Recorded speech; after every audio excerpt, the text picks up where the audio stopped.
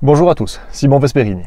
Alors je suis venu dans un endroit superbe pour filmer une vidéo, mais comme il y a trop de vent dehors, je suis obligé de rester dans la voiture, mais je vais vous montrer quand même les images des alentours en b-roll.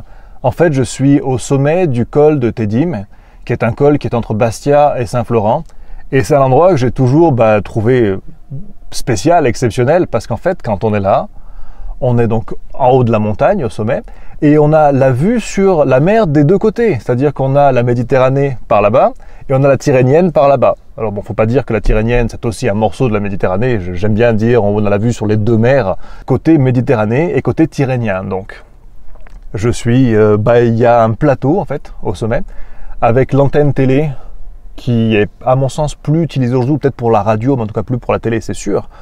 Et il y a des vaches qui se baladent, évidemment, comme d'habitude, les vaches, les cochons en liberté. Et c'est un endroit particulier, que ce soit de jour comme de nuit.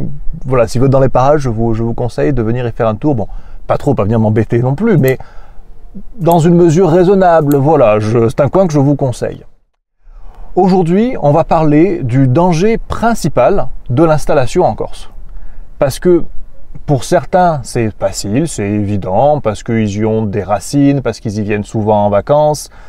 Mais pour une majorité de gens, quand même, l'installation en Corse soulève des doutes, des questionnements, des craintes. Et très souvent, ces craintes sont focalisées autour de... Alors, on n'est pas dans les degrés d'importance, dans les priorités, mais dans le désordre. Est-ce que je ne vais pas me faire avoir, acheter un bien qui est en mauvais état, par exemple ? Est-ce que je vais pas acheter un bien qui est en indivision? Ça, l'indivision, les gens ne comprennent pas forcément ce que c'est, mais rien que le mot, ça leur fait peur, comme souvent l'inconnu d'ailleurs, c'est assez logique. Ils ont la crainte de ne pas réussir à s'intégrer, et puis après, il y a la crainte de se faire racketter, de se faire plastiquer, les bombes, le FLNC, la mafia, la violence. On entend, quand on suit les médias, les Corses sont racistes, ils sont xénophobes, ils sont violents, ils sont armés. Donc ça fait naître toutes sortes de craintes. Plus ou moins fondées, on n'est pas là pour parler de ces craintes-là aujourd'hui, mais on est là pour parler de la crainte principale, du danger principal, et celui qui semble effleurer l'esprit de, en tout cas, pas grand monde, et Dieu sait qu'il est énorme. Ce danger, c'est celui de perdre ce que vous venez chercher ici, et de ramener avec vous ce que vous avez essayé de laisser derrière vous. Laissez-moi préciser la chose. La plupart des gens qui viennent en Corse, je pense, et par une expérience quasi quotidienne, ils y viennent pour chercher une qualité de vie qu'ils n'ont pas chez eux, qu'ils n'ont plus chez eux parfois. C'est une qualité de vie qui comprend la nature autour, les paysages, les activités nature qu'on peut faire ici, mais aussi un cadre de sécurité, un cadre social, familial, avec certaines valeurs un petit peu surannées dans des grandes villes, mais qui ici sont toujours d'actualité. Ils recherchent une qualité de vie qu'ils trouvent en général, c'est pour ça qu'ils viennent.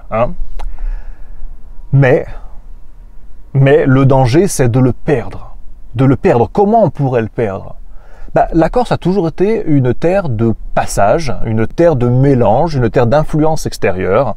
Les Grecs, les Étrusques, les Maures, puis plus proche de nous, les peuples italiques, à commencer évidemment par les Romains, puis les Génois, puis les Pisans. Enfin, les Pisans c'était avant, mais je veux dire, c'est une terre qui a été beaucoup occupée, entre guillemets, où il y a eu beaucoup de métissage, de brassage en tout cas, au travers des siècles, et même les millénaires d'ailleurs à ce stade. Et tout ça a donné l'identité corse que l'on connaît aujourd'hui. Bien sûr, elle a été influencée incontestablement par les arrivants, mais aussi loin qu'on se souvienne de mémoire d'homme, elle n'a pas été dénaturée.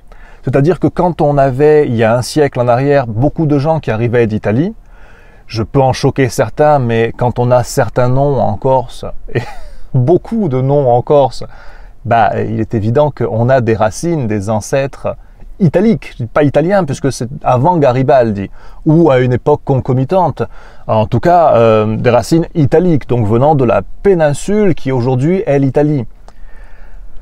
Mais ces gens-là se sont intégrés parce qu'ils arrivaient avec des cultures proches de la culture corse, et pour cause, je considère le peuple corse comme un peuple italique lui-même, j'ai pas dit italien. et des gens qui se sont intégrés à la culture corse, aux us et coutumes locaux, à la société, et qui l'ont enrichi à leur façon. Mais ils sont arrivés aussi peut-être dans des mesures plus mesurées, on va dire. Aujourd'hui, et je ne peux pas le nier, les flux migratoires depuis le continent sont nombreux et peut-être d'une façon de plus en plus nombreux.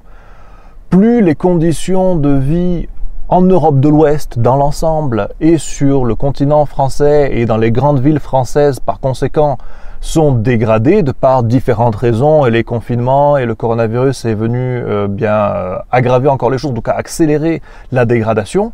Et plus les gens vont chercher des solutions de repli, de nouveaux endroits où vivre, dans de meilleures conditions, et la Corse, elle apparaît comme une sorte d'Eldorado pour certains, pour pas mal.